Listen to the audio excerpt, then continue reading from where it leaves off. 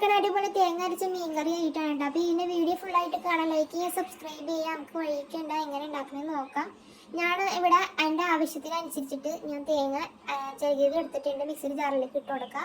എരിവിനനുസരിച്ച് മുളക് പൊടി ഇട്ട് കൊടുക്കുക, കുറച്ച് മഞ്ഞൾപ്പൊടി ഇട്ട് കൊടുക്കുക. പിന്നെ ആവശ്യത്തിന് വെള്ളം ഒഴിച്ചു കൊടുക്കുക. വെള്ളം ആ തേങ്ങയുടെ മേൽഭാഗം മാത്രം, അത്രയും വരാൻ പാടുള്ളൂ കേട്ടോ.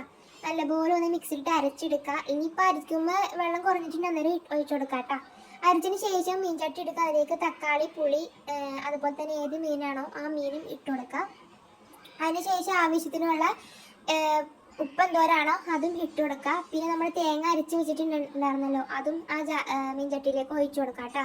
കുറച്ച് വെള്ളം കൊണ്ട് ഇട്ടിട്ടൊന്ന് ചുറ്റിച്ചൊന്ന് എടുക്കുക കേട്ടോ മിക്സിയുടെ ജാറ്.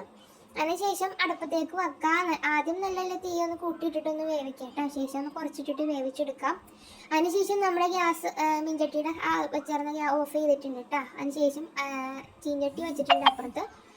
അതിലേക്ക് കുറച്ച് വെളിച്ചെണ്ണ ഒഴിച്ചു കൊടുത്തിട്ടുണ്ട്, നമുക്ക് താളിക്കാൻ വേണ്ടിയിട്ടാണ്. അതിലേക്ക് ചുവന്നുള്ളി ഇട്ട് കൊടുക്കുക. ചുവന്നുള്ളി മൂത്തതിന് ശേഷം നമുക്ക് കുറച്ച് കറിവേപ്പില ഇട്ട് കൊടുക്കാം കേട്ടോ. കറിവേപ്പില ഒന്ന് ഇതായി വന്നതിന് ശേഷം നമ്മൾ തീ ഒന്ന് ഓഫ് ചെയ്തിട്ട് ആവശ്യത്തിന് ഉള്ള മുളക് പൊടി ഇട്ട് കൊടുക്കണം. കാരണം എരിവിച്ച് കുറവുണ്ട്. അപ്പോൾ നമ്മൾ തീ ഓണാക്കിയിട്ട് ഇട്ട് കൊടുത്താൽ നമ്മുടെ ഈ ഒരു കത്തിപ്പോവും. അതുകൊണ്ടാണ് ഓഫ് ചെയ്തിട്ട് മുളക് പൊടി ഇട്ട് കൊടുത്തേക്കണം കേട്ടോ. അപ്പോൾ ഇത്രയേ ഉള്ളൂ. എന്നിട്ട് അതിലേക്ക് വന്നിട്ട് നല്ലപോലെ ഒന്ന് മിക്സ് ചെയ്തെടുക്കാം കേട്ടോ. വീഡിയോ ഇഷ്ടപ്പെട്ടെന്ന് വിചാരിക്കുന്നു. ലൈക്ക് ചെയ്യുക, സബ്സ്ക്രൈബ് ചെയ്യുക.